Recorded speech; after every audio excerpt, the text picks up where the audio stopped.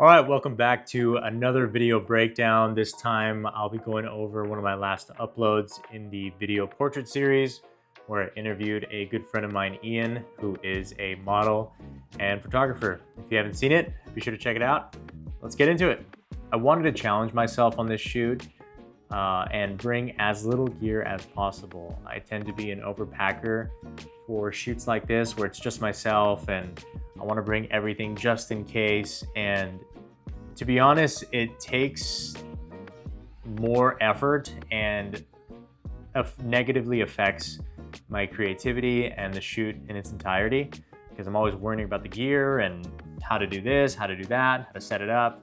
And so the thought process on this one was take as little gear as possible and see how it goes. So I brought the Nanlite 720B, my FX6 tripod, and the Ironglass lens set. That's it. As a bonus, I did use the V-flats that came with the studio, but that's pretty much all the gear that I used. And surprisingly, the shoot went super smooth, super well. I actually had a lot more time to think about creative things I wanted to do with my camera, variables that I could control now that I didn't have that much gear, like playing with shallow depth of field, playing with how I move the camera, how I frame my subject, slow motion. And when you think about taking the gear aspect away and just messing with settings in your camera and your talent, you still have a lot of variables to play with. And I still think that I didn't use all my creative ideas. If I had more time at the studio, I'd definitely be chipping away at all these extra ideas that I had. But not having the gear, not having the extra gear, having time to set up, just gave me that much more time to have fun with what I'm doing. We did the interview prior to doing all the creativity and like the B-roll and what he's doing. So I had the chance to just sit down and listen to what he's saying and try to keep these mental notes of what he's talking about so that I can shoot it in reference to what he's saying later. He's talking about moving lights, shutter drag, and I was able to incorporate that after the fact. And then when I got all that, I'm just literally sitting down, taking a second, which I rarely have time to do, and just trying to think of other creative ways I can play around with this edit. Trying to give myself as much things I can do and play with in the edit. And when it comes to the studio, it was a pretty simple studio and a really nice studio as well. We basically shot 3 walls of the studio, one being all window and 2 kind of these cement textured walls. Lights coming from one direction and nothing on the walls, plain texture walls, 1 to 2 talent, make it look cool. So I tried my best, and let's break down a couple of shots. So with this interview shot, this was our main angle in the entire interview, and very simple backdrop. But with that being said, I wanted to kind of go more 45 and kind of look up at him to really play into this shadow side. I didn't want to do these straight or like kind of just off to the side of me a little bit, looking at him straight down. I felt like that would have been too flat. So 45 up a little bit, and all this soft light right here, all window light. Even this beautiful little eye light, all window light. I did bring in a V-flat, kind of neg out and just give it a little bit more contrast. But I also used one more V-flat behind the neg just to give it that little bounce, almost as if it was like a kicker, like where I would usually place a hair light. So that came behind there and just returned a little bit of light right there on his neck. So it's not completely dark in the shadows, just giving that little extra touch. But other than that, that was it. The only con to this was shooting with the window as our key. It was a cloudy day.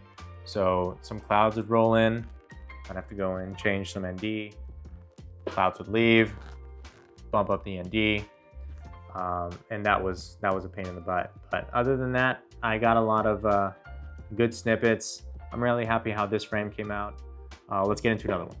One of the things I was trying to do was stack my subjects and any objects to just give it that much more depth in this simple studio. And just trying to give layers to make it more interesting as well. So we incorporated this one of these boxes they had. They had multiple boxes that are also kind of that cement texture. We ended up using that as well. So as you can see here, the way I stacked this image and tried to add layers to it was, you could say the box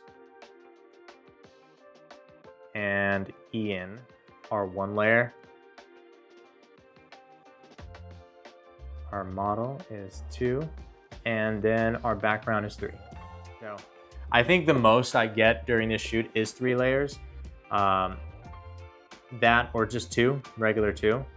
But if I can try to stack as much as I can and try to give as much contrast as I can, the better the image. So with contrast, light, dark, especially editing in black and white, trying to pepper that in as much as I can. Curtains, light, dark curtains, dark. You know, even the box, light, dark, model, light, model, dark. And then this is all same color. Giving contrast, adding layers. Going back to layering the image, I have Ian here first, and light. Next model, second, a little darker, but still light. Background 3. So just that much more depth, making the image dirty with Ian's face here. I feel like if this was all wall, you'd still have this nice window lighting coming off right here and having a nice image, a nice viewpoint looking at Sienna here. But it wouldn't be as interesting, in my opinion, having this box here again, that same box we had. That's one, dark. Second is Ian. And we have light, dark here, contrast. And then 3 is our background. Again, I feel like if I shot Ian just by himself with the background, it wouldn't look as interesting. It wouldn't be as appealing. In retrospect, I would have liked to have brought this box a little bit more in, just dirty the frame a little bit more. But let me show you an example of just shooting a model, one of the models on the backdrop here. This was one of our 2 walls, of our cement walls. And I have Sienna here as a 1 layer and backdrop as 2 layers. If this was my framing and my way of shooting the entire time, it probably would have been really boring. I really enjoy this frame as its own in the edit as well. I love seeing her just straight on with the plain backdrop, but having this be repetitive, I wouldn't have liked it as much. You still get very nice contrast with all this window light coming through. You can kind of see it fading slowly as it goes to the right, but again, all window light. Here I played with a shallow depth of field, kind of just again listening to what he's saying, keeping that mental note in the back of my head and trying to get these little bits of video in there to match it. Again, this is closer to the window, right next to the curtains, and I just had him playing with his Mamiya, I think it was. Just trying to capture some raw bits of him loading film and everything playing off the window again. I did get to use the Ironglass set on this shoot again, and it's probably my favorite spherical lenses. I love how much character they have. Some people don't really like it. I really like it. They seem to have more character the more you open it up, and it's a very creative and distinct look on some of these lenses when you open them up all the way to like a T2 2.1. I forget the widest some of these lenses go, but I tend to shoot these at like a 2.8, 2.8/4 split, so somewhere like a 3.2, 3.5, and that's what it cleans up a lot more when you close it down, and you'll get images like this. I think I was shooting around like a 4 or 3 around here. And again, I just love the roll off it gives. I didn't go too flary. I actually didn't do as much flares as I thought I was going to be with this window. But I love the way these lenses flare. I'm heavily considering getting a set myself because these were on a rental. Some people think these lenses have a bit too much character. I really like that. I feel like a lot of these new lenses are too clean, and they'll say they'll have this vintage look and a lot of character to it, and yet when they put them side by side with a similar lens or very clean lenses, autofocus lenses, they kind of look similar. I feel like these Ironglass lenses give so much character that you can clearly see which one is which, especially when you open them up all the way, and I love that. I love seeing a lot of character. Especially on shoots like this where they're kind of experimental.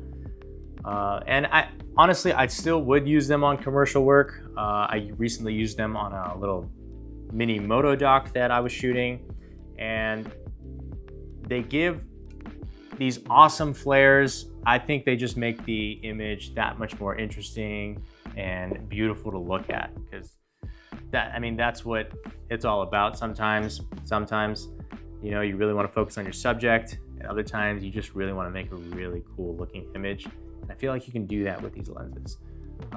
Again, just close them down, you get a much nicer, cleaner look. Open them up, they're wild, they're soft. Definitely considering getting a set of these. I'll talk to Ironglass, see what's good. They do have a really cool selection, and from like 16 mil to 180. Which is really nice. So I can't stress how much I love these lenses enough. And they shot the Dune lens, the couple of lenses from Dune on this, and I freaking love that. Other than lenses, another key feature to making this come about was Music Bed. Music Bed initially hit me up to review their platform, and although I wish they gave me a budget, they did give me a free subscription to check out their platform and review it. And I gotta say, I was actually pretty impressed. I'm usually someone that sticks to a music platform and kind of just stays there, but since they reached out and were able to give me a free subscription, I decided to check them out. One of their features that I haven't used before was plugging in music that you can, like from Spotify, and you can plug in there and it'll give you similar tracks. I don't think I can go back to searching for music again, like regularly, because that was such a cool feature. And I know some other platforms have it too, but it's the first time I used it, and it made it so much easier looking for music, because I listen to a lot of regular music, and I tend to save all these songs in various playlists, and I can reference it. Now I can just plug it into that software, look at all the similar tracks, cuts my searching time in half, and that's how I got the song that I used for this video, which was super simple. And all the sound effects as well came from the sounds, their new sounds tab. I just did exactly what the search bar said, describe a sound, did exactly that, got all these sound effects. It was awesome. It was a really simple process. If I were to search for music, I did find that Music Bed does have like a really easy way to filter through songs, which I really enjoyed.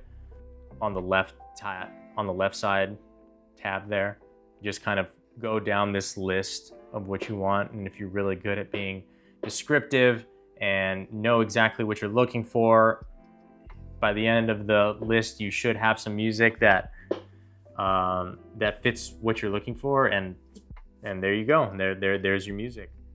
If I didn't have that Spotify, add your link in there and just show me regular tracks, I probably would have used that and it would have been a breeze. One thing that I do have beef with on all these platforms is that everybody can make a project and dump all their downloads and whatever they like into this project. I want to be able to organize all the music and sound effects within that project. I want to make folders within the project. I don't know if it's a thing. I don't know if I just don't know how to do it yet, but having a project like this one, Video Portrait, Ian, and then having a folder where it says music, having a folder sound effects, and within that folder, camera sounds, whooshes, stuttering, hits, and then it's all organized within that. I download all that, it goes straight into my computer, organized, and I don't have to try and reorganize everything in my computer. That would streamline everything so much. I think that would also be a game changer, because that platform is a one-stop shop. You get your music, you get your sound effects. I don't have to leave this platform. Let me just do the same thing with the folder. I'm ranting.